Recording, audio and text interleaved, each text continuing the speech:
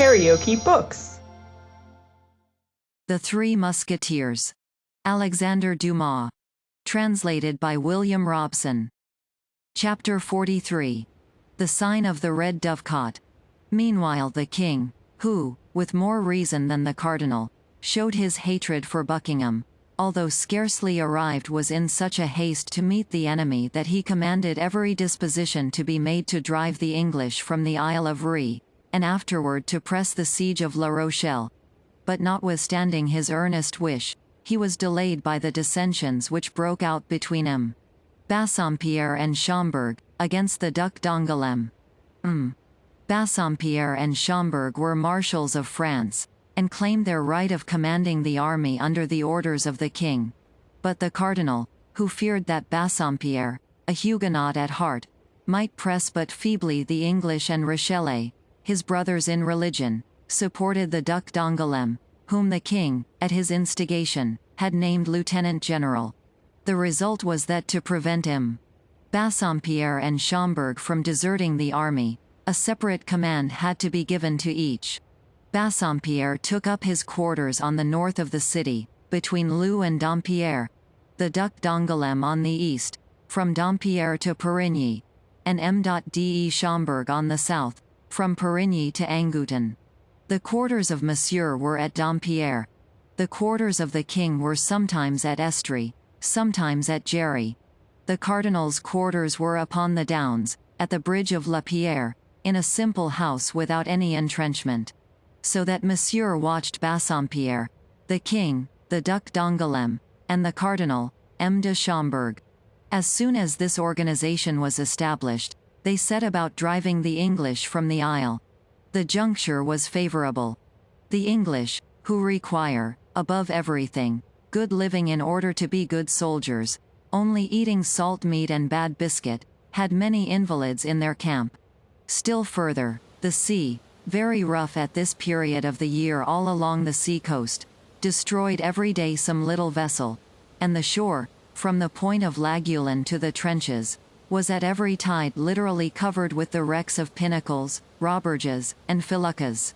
The result was that even if the king's troops remained quietly in their camp, it was evident that some day or other, Buckingham, who only continued in the Isle from obstinacy, would be obliged to raise the siege.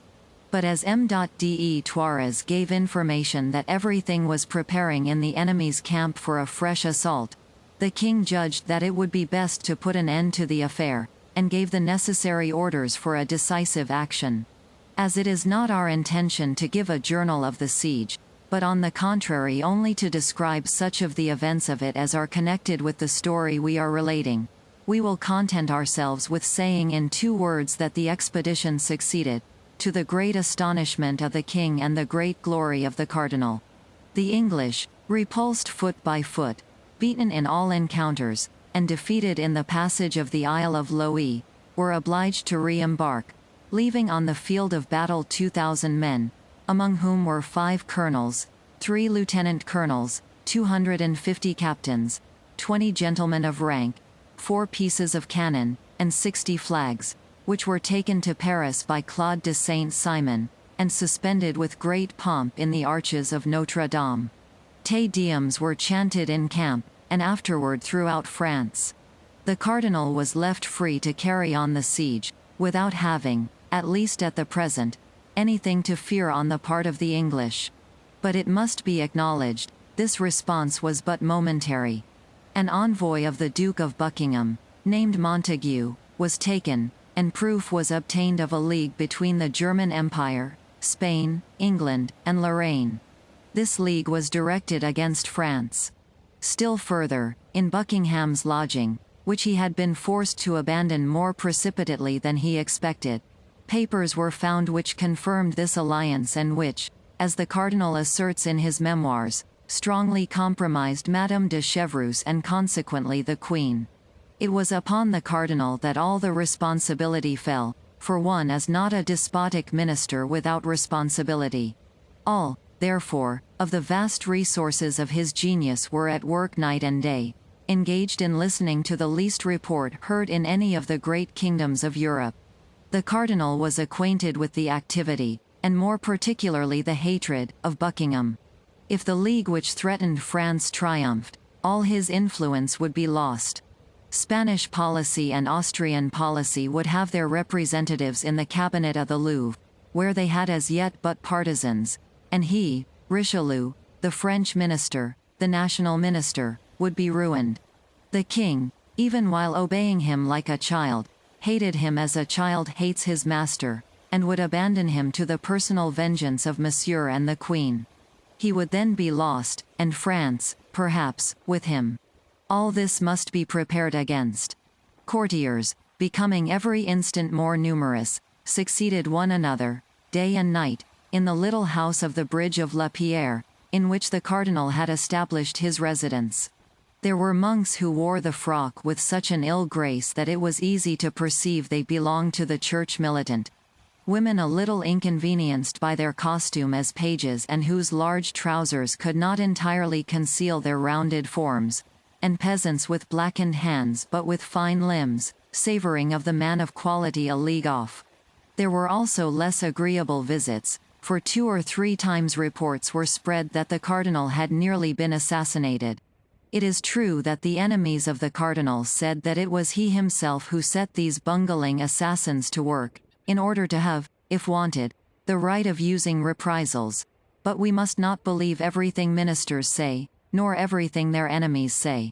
These attempts did not prevent the cardinal, to whom his most inveterate detractors have never denied personal bravery, from making nocturnal excursions, sometimes to communicate to the Duc d'Angoulême important orders, sometimes to confer with the king, and sometimes to have an interview with a messenger whom he did not wish to see at home. On their part the Musketeers, who had not much to do with the siege, were not under very strict orders and led a joyous life. That was the more easy for our 3 companions in particular, for being friends of M.de Trèvel, they obtained from him special permission to be absent after the closing of the camp. Now, one evening when D'Artagnan, who was in the trenches, was not able to accompany them, Athos, Porthos, and Aramis, mounted on their battle steeds, enveloped in their war cloaks, with their hands upon their pistol butts, were returning from a drinking place called the Red Dovecot, which Athos had discovered 2 days before upon the route to Jerry, following the road which led to the camp and quite on their guard, as we have stated, for fear of an ambuscade, when, about a quarter of a league from the village of Boisnau, they fancied they heard the sound of horses approaching them. They immediately all 3 halted, closed in, and waited, occupying the middle of the road. In an instant, and as the moon broke from behind a cloud, they saw at a turning of the road 2 horsemen who, on perceiving them, stopped in their turn, appearing to deliberate whether they should continue their route or go back. The hesitation created some suspicion in the 3 friends, and Athos, advancing a few paces in front of the others, cried in a firm voice, "Who goes there?" "Who goes there? Yourselves," replied one of the horsemen. "That is not an answer," replied Athos. "Who goes there? Answer, or we charge." "Beware of what you are about, gentlemen," said a clear voice which seemed accustomed to command. "It is some superior officer making his night rounds," said Athos. "What do you wish, gentlemen?" "Who are you?" said the same voice, in the same commanding tone. "Answer in your turn, or you may repent of your disobedience." "King's Musketeers," said Athos, more and more convinced that he who interrogated them had the right to do so. "What company?" "Company of Trèvel." "Advance, and give an account of what you are doing here at this hour." The 3 companions advanced rather humbly, for all were now convinced that they had to do with someone more powerful than themselves, leaving Athos the post of speaker. One of the 2 riders, he who had spoken second, was 10 paces in front of his companion. Athos made a sign to Porthos and Aramis also to remain in the rear, and advanced alone. "Your pardon, my officer," said Athos, "but we were ignorant with whom we had to do, and you may see that we were good guard." "Your name?" said the officer, who covered a part of his face with his cloak. "But yourself, monsieur," said Athos, who began to be annoyed by this inquisition. "Give me, I beg you. The proof that you have the right to question me. Your name? Repeated the cavalier a second time, letting his cloak fall, and leaving his face uncovered. Monsieur the Cardinal, cried the stupefied musketeer. Your name? Cried his Eminence, for the third time. Athos, said the musketeer. The cardinal made a sign to his attendant, who drew near. These 3 musketeers shall follow us, said he, in an undertone. I am not willing it should be known I have left the camp, and if they follow us we shall be certain they will tell nobody. We are gentlemen, Monseigneur, said Athos. Require our parole, and give yourself no uneasiness. Thank God, we can keep a secret. The cardinal fixed his piercing eyes on this courageous speaker. You have a quick ear, Monsieur Athos, said the cardinal, but now listen to this. It is not from mistrust that I request you to follow me, but for my security. Your companions are no doubt Messieurs Porthos and Aramis. Yes, your Eminence, said Athos, while the 2 musketeers who had remained behind advanced hat in hand. I know you, gentlemen, said the cardinal, I know you. I know you are not quite my friends, and I am sorry you are not so, but I know you are brave and loyal gentlemen, and that confidence may be placed in you. Monsieur Athos, do me, then, the honor to accompany me. You and your 2 friends, and then I shall have an escort to excite envy in His Majesty, if we should meet him. The 3 musketeers bowed to the necks of their horses. Well, upon my honor, said Athos, your Eminence is right in taking us with you. We have seen several ill-looking faces on the road, and we have even had a quarrel at the Red Dovecot with 4 of those faces. A quarrel, and what for, gentlemen? Said the cardinal. You know I don't like quarrelers. And that is the reason why I have the honor to inform your Eminence of what has happened. For you might learn it from others, and upon a false account believe us to be in fault. What have been the results of your quarrel? Said the cardinal, knitting his brow.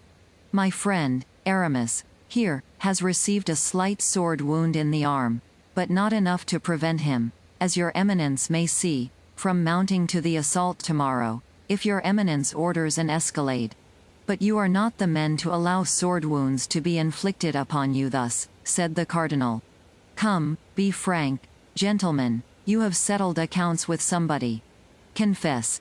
You know I have the right of giving absolution. I, Monseigneur, said Athos. I did not even draw my sword, but I took him who offended me round the body, and threw him out of the window. It appears that in falling, continued Athos, with some hesitation, he broke his thigh. Ah, said the cardinal, and you, Monsieur Porthos? I, Monseigneur, knowing that dueling is prohibited, I seized a bench, and gave one of those brigands such a blow that I believe his shoulder is broken. Very well, said the cardinal, and you, Monsieur Aramis?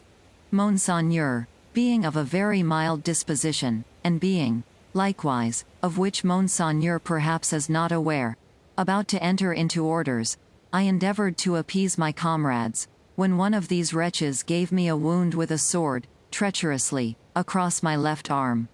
Then I admit my patience failed me. I drew my sword in my turn, and as he came back to the charge, I fancied I felt that in throwing himself upon me, he let it pass through his body. I only know for a certainty that he fell, and it seemed to me that he was borne away with his 2 companions. The devil, gentlemen, said the cardinal, 3 men placed hors de combat in a cabaret squabble. You don't do your work by halves. And pray what was this quarrel about? These fellows were drunk, said Athos, and knowing there was a lady who had arrived at the cabaret this evening, they wanted to force her door. Force her door, said the cardinal, and for what purpose? To do her violence, without doubt, said Athos.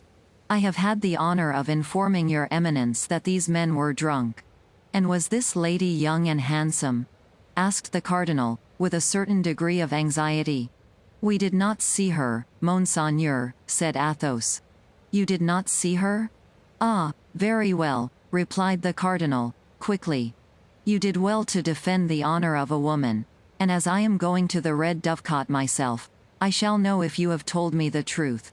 Monseigneur, said Athos, haughtily, we are gentlemen, and to save our heads we would not be guilty of a falsehood.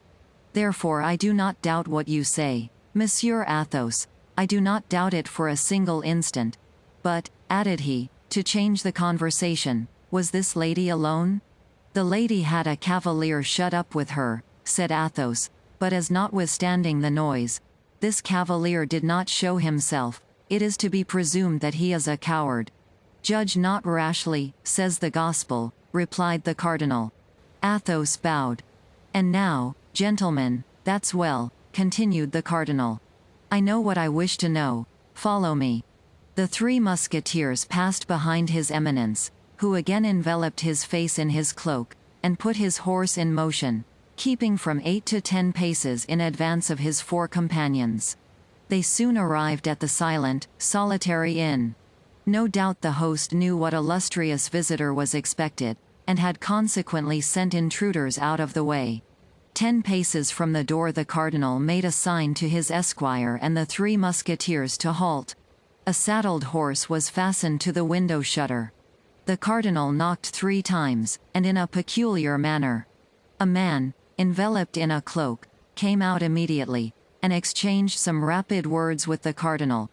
After which he mounted his horse, and set off in the direction of Surgers, which was likewise the way to Paris. Advance, gentlemen, said the cardinal. You have told me the truth, my gentlemen, said he, addressing the musketeers, and it will not be my fault if our encounter this evening be not advantageous to you. In the meantime, follow me. The cardinal alighted. The 3 musketeers did likewise. The cardinal threw the bridle of his horse to his esquire. The 3 musketeers fastened the horses to the shutters. The host stood at the door. For him, the cardinal was only an officer coming to visit a lady.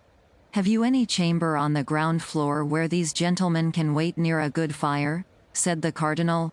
The host opened the door of a large room, in which an old stove had just been replaced by a large and excellent chimney.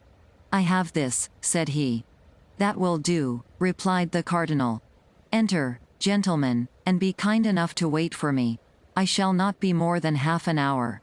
And while the 3 musketeers entered the ground floor room, the cardinal, without asking further information, ascended the staircase like a man who has no need of having his road pointed out to him. Karaoke Books.